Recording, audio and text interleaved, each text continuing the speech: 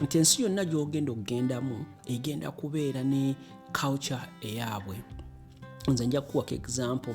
When I came here, I was with my brother one time. Twali twekutte engalo. That was very normal. Uganda, no mwekwata engalo ng'abooluganda. And then one time omusajja n'atwemeza ebbali n'atunnyonnyola n'atugamba ekyo kintu kye muli mu kukola ku muntu abatabamanyi kitegeeza kintu kirala. So when you come here, oftentimes abaagalana ojasanga nti no, they stop balekerawo okwetegeera because omu atandise okulowooza ebintu ate ebisukkako. Oyinza okuba ava e Uganda nga gwe ekirooto kyo ng'ogamba waliwo nawulira gagamba yajja nga ayagala gula borders 3 nti bw'afuna borders 3 addeyo e Uganda atandika okukola agaggawale. But after working for some time atandika okufuna ebirooto ebinene n'agamba ate kati oba nsobola okuzimbayo akasomero. Essomero walizimba n'agamba kati essomero osobola liteekako eddwaliro. N'eddwaliro n'alizimba ogenda olaba it's 15, 20 years. Naye ate omuntu wo gubaaleka e Uganda yaba akyali mu system eri enkadde gye wakola gye wamulekamu. So, but at some point you're going to need to start to build a career if you're going to be successful in America. Career yesobola okuba anything you want depending on how much or how little you want to go to school. Essomero is the quickest way to advance yourself.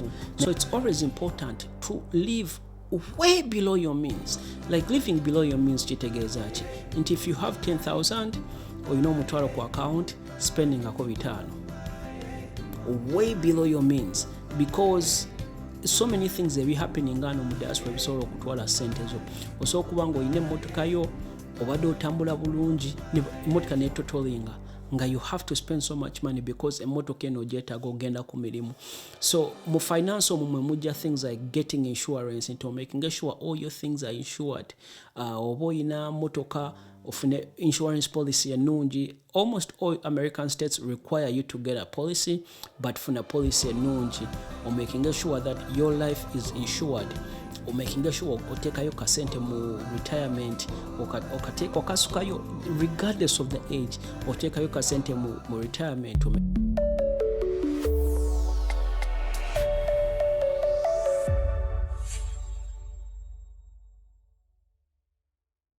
Njagala okubajjukiza nti channel yaffe eri supported by Crane Cargo abashipping ebintu okuva mu US nga babitwala e Uganda. Bakubire ku simu yaabwe ne aba top notch tours and travel bw'oba oli Kampala nga weetaaga emmotoka oyagala driver oba oyagala kwevuga bakubire ku simu yaabwe nabo ba top notch tours and travel. Kulamusizaako muna Uganda munange yonna gy'osinzidde.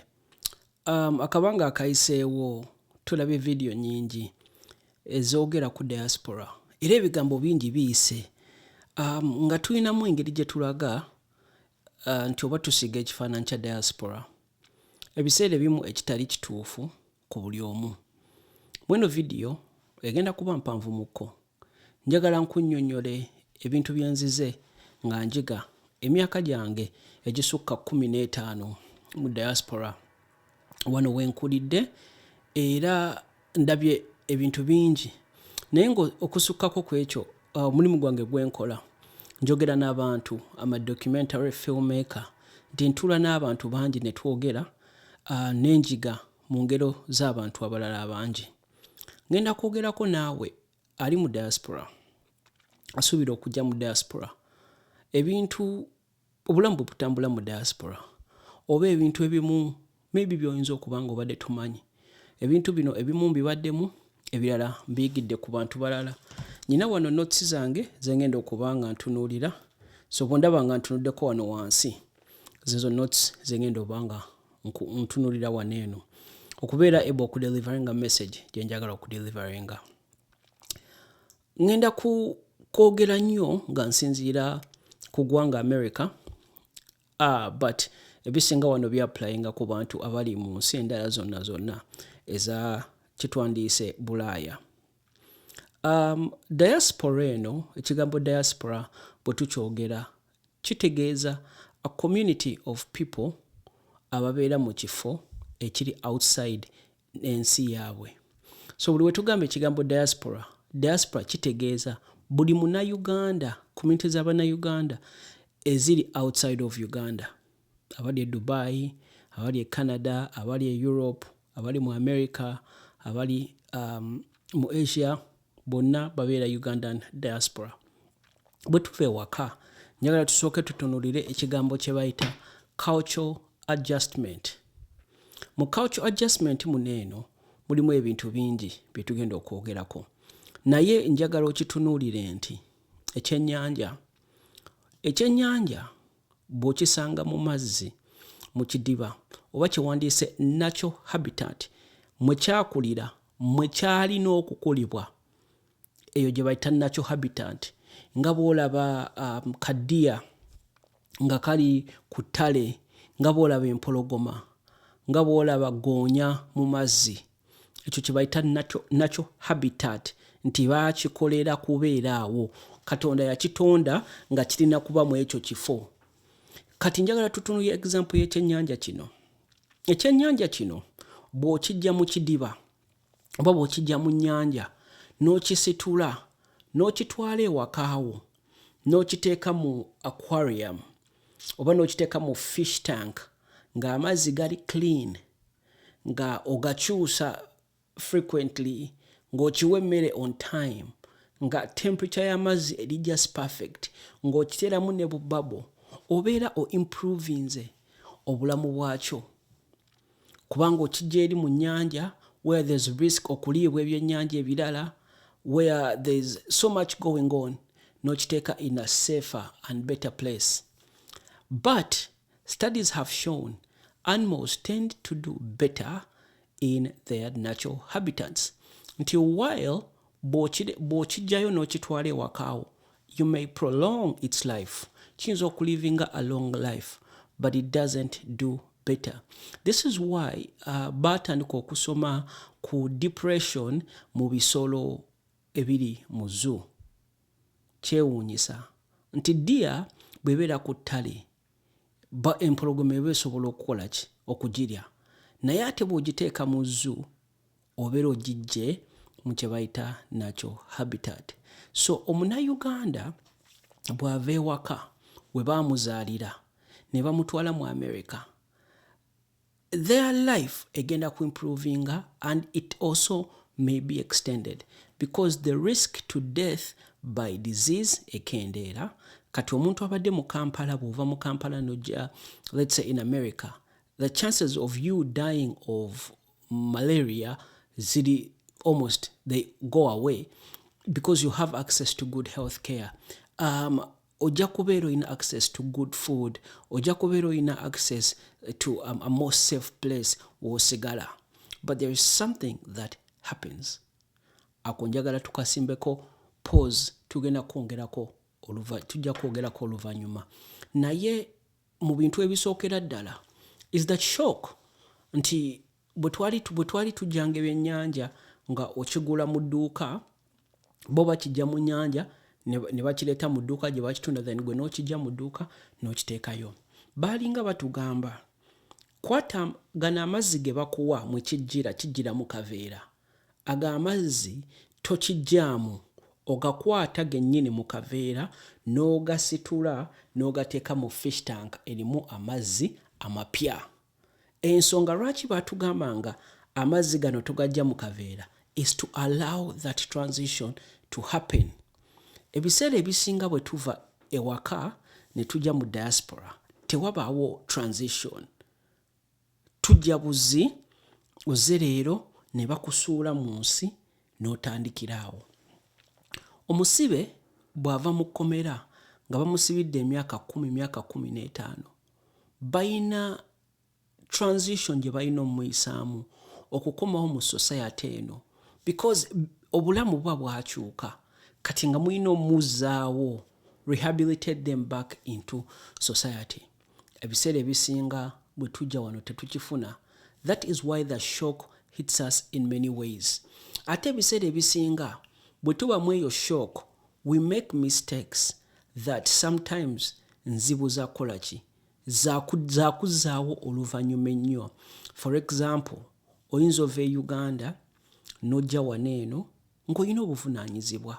let's say oyina omukyala oyina n'abaana nojja wano nolaba ng'osobola okukola sente and then you work yourself to death because cut now as a man you can fulfill the responsibility of a man era kiba kirungi naye kiyinza okutuusa ewabi tebakurehabilitatinga tebakulaga nti olaba zino sente tezina gye ziraga tezigenda vaawo naye gojja kuvaawo oba oyinza okusanga omuntu ayinza okuba avudde e Uganda nga yayita mu bulamu obuzibu yakulira mu bulamu obuzibu n'agamba nze ngenda avuga G-Wagon oba ya mitwalo 8 oba ya mitwalo 10 oba ya mitwalo 2 it doesn't matter gye njagala nakulira mu mbeera mbi I have to enjoy. They were not rehabilitated back into this society. Kati ekyo ekintu ne kiba nga kitutawaanya nnyo. So omuntu yandikoze atya? Omuntu yandifunye that transition nga bwe nagambye nti bwe tuleeta ekyennyanja nga tugenda kiteeka amazzi amapya amazzi mwe kijjidde tetugayiwa immediately tukitransitioninga back into the water gently oba mukategeddaako. So one area that we struggle with is waneeno nga tutandika the cultural adjustment. Nti ensi yonna gy'ogenda okugendamu egenda kubeera ne culture eyaabwe. Nze nja kuwako example when I came here I was with my brother one time twali twekutte engalo. That was very normal Uganda no mwekwata engalo ng'abooluganda. And then one time omusajja n'atuyimiriza ebbali n'atunnyonnyola n'atugamba ekyo kintu kye muli mu kukola ku muntu abatabamanyi kitegeeza kintu kirala. Ne tugamba waawe ewannyo waawo tetweddamu kukwata mikolo because we were sending a message kyalinganga okwogera mu lulimi lw'otamanyi nti oyogera naye ng'oyogera ebigambo ate nga waliwo ababisoma ababiraba ne bafunamu meaning ndala. So cultural adjustment nkulu nnyo. Cultural adjustment also egira mu ngeri gyo associatinga n'abantu abalala but bye tugenda bikwatako mu kind of like party yaffe eddako era ndowooza nayo kantandika ogyogerako kati party gye bayita relationship and community.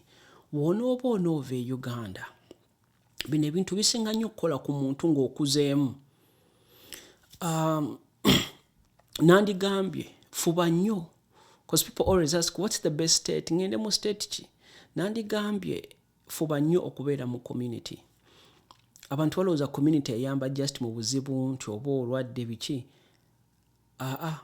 mbu bino nfiiriddwa ebyo. There's other ways to protect yourself like getting insurance policies, having savings, ebyo byonna naye waliwo community kyekola ekisukkako and this has been studied.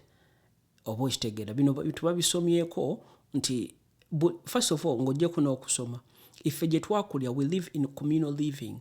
Gwe ng'omunnauganda engeri gy'omanyi oba engeri gye wakulira tubeera n'abantu kati gezaako nnyo okufuna community.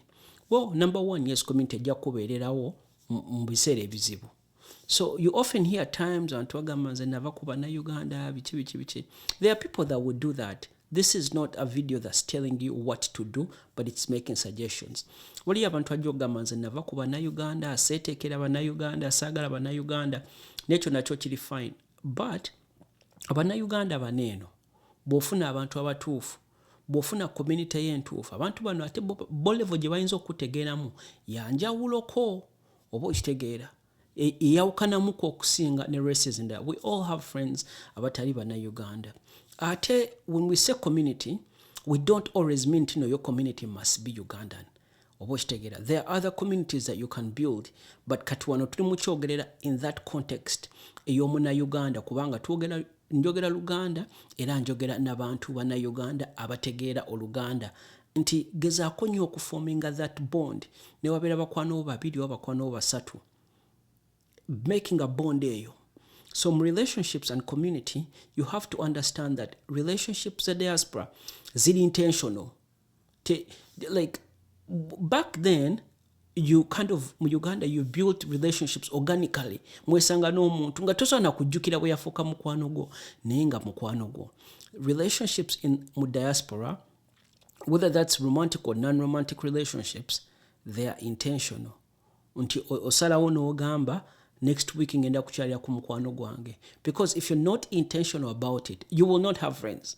Tojja kubeera na mikwano, because everybody is busy, buli omu alina ekintu kyakola.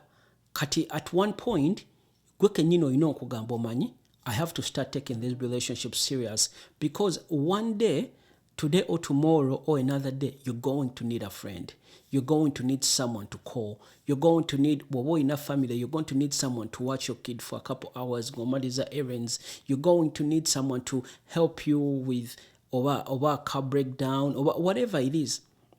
You're going to need someone. So it's important that these relationships, tuzikwata, netubeera intentional about them, netuzizimba nga we actually understand that I am building a relationship with this person, nga bwe nkugambye, whether that's romantic or non-romantic, naye nga okirowoozezaamu n'ogamba this relationship is important era ngenda kugiwa obudde. A while ago nali nnyonnyola abantu ne mbagamba nti the way that Africans oba bannayuganda ngaffe we build our community based on two main areas. Communities zaffe tuzizimba nnyo based on our religion and based on our tribe. This is not anything negative, it's just bwe tuli era bwe twakula. Tujja kusanga ebiseera ebisinga bw'ogenda mu community, bw'oba musiraamu ojja kufuna help mu community y'abasiraamu, bw'oba mukatuliki oba mulokole protestant, your community almost guaranteed already way based on religion.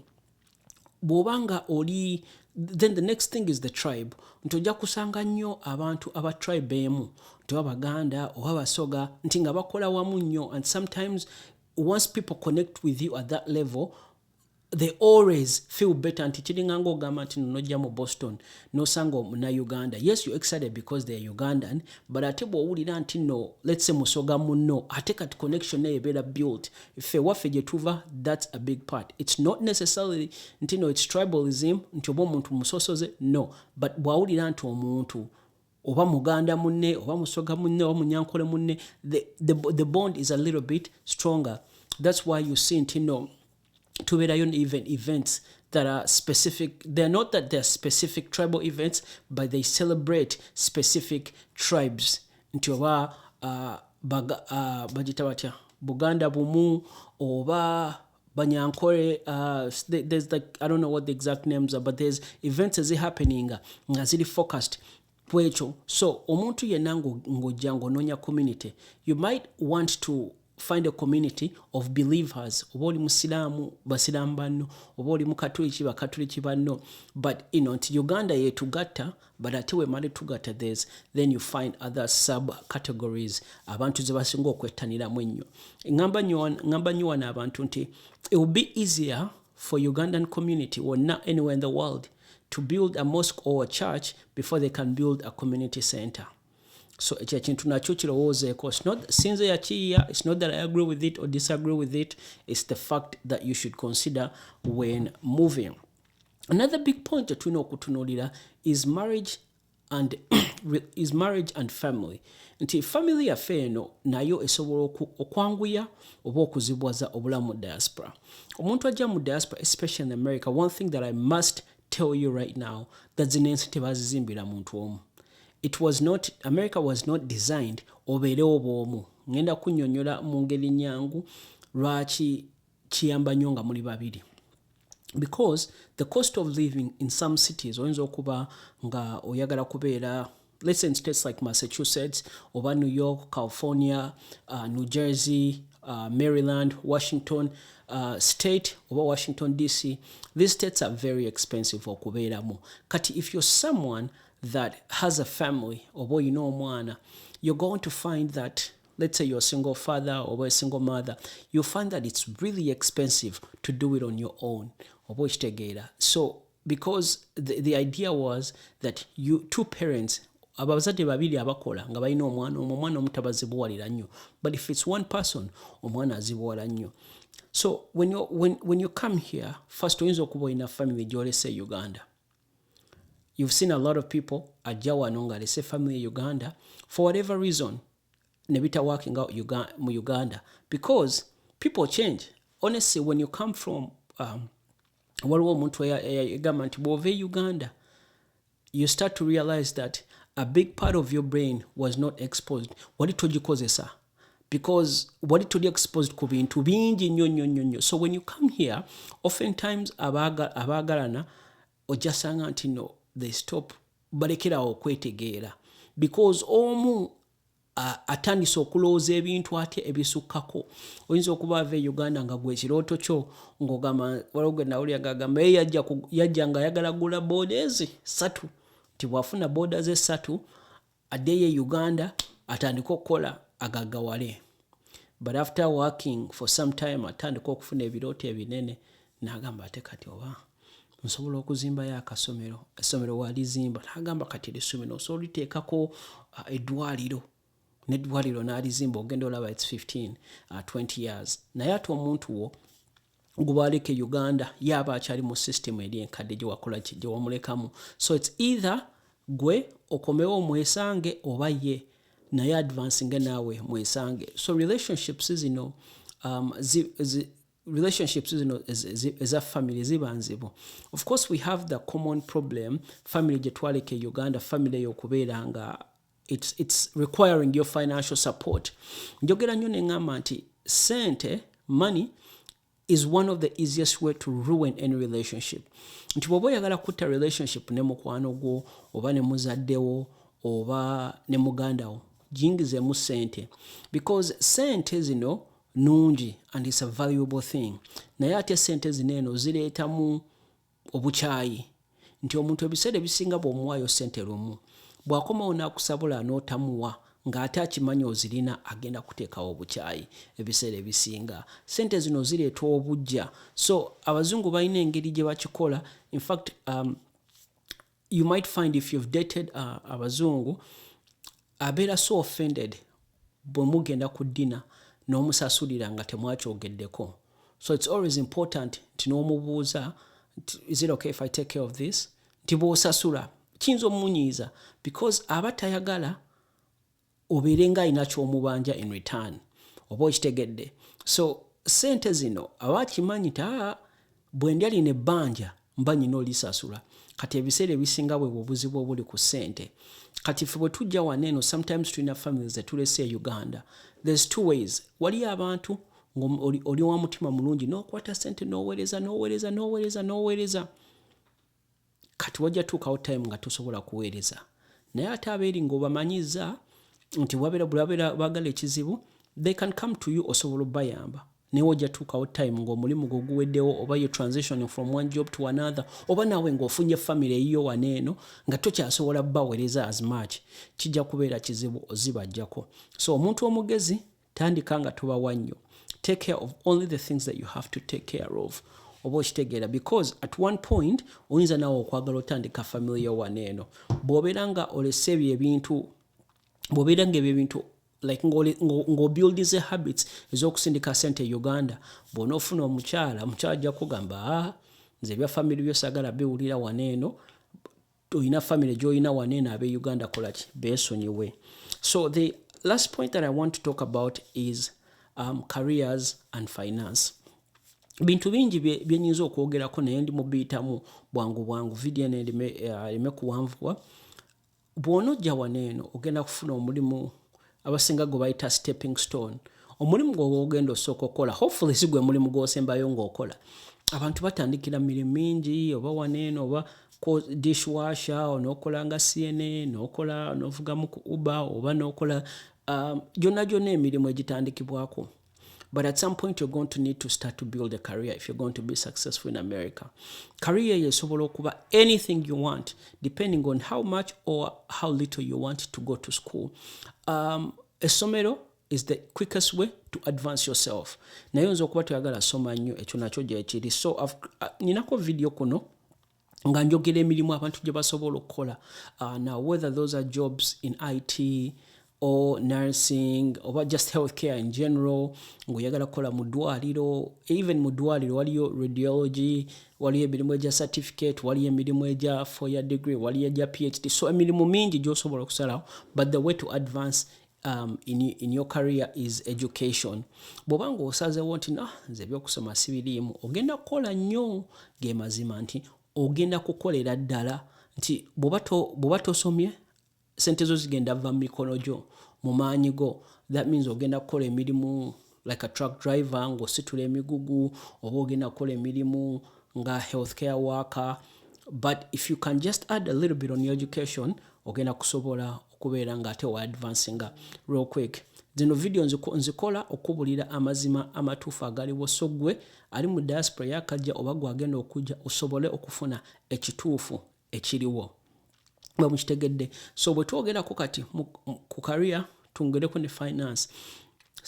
Sente mzogeddeko, but sente enkulu here in the diaspora nti oyinza okulowooza olina sente naye sente tozizanyisa. Sente ya America etambula mangu. So it's always important to live way below your means. Like living below your means kitegeeza ki nti if you have 10,000 oyina omutwalo ku account, spending ako 5 way below your means, because so many things that be happening ngano mu diaspora bisobola okutwala sente zo. Osobola kuba nga oyina emmotoka yo obadde otambula bulungi emmotoka netotolinga nga you have to spend so much money because emmotoka eno ogyetaaga ogenda ku mirimu. So mu finance omwo mujja things like getting insurance into making sure all your things are insured. Oba oyina mmotoka ofune insurance policy ennungi. Almost all American states require you to get a policy, but funa policy ennungi, or making sure that your life is insured, or making sure otekayo kasente mu retirement, okasukayo regardless of the age, otekayo kasente mu retirement, or making sure until retirement yo oyinayo ko kasente. Because a lot of time iranga bonna bagamba nze mulimu gwange, I talk to people, abantu abakulu n'abantu abato, the biggest regret abantu butateeka sente mu retirement yaabwe tebabirowooza kuba byajja luvannyuma, which is unfortunate. But for us ebyo bintu tusobola okukola ki, tusobola obyewala by putting money, okukwata sente zaffe ne tuziteekawa ne tuteekayo mu future. Ne bw'okwata $2 buli mwezi n'oziteeka into your retirement, zijja kula zisobole okuyamba. So if your company has, let's say, a 401k, waliwo company ezimu ezimakinga nti bw'oteekayo oba makinga up to a certain percentage, naawe kola ki, naawe teekayo sente. Video eno sigenda giwanvuya nnyo okusinga wano.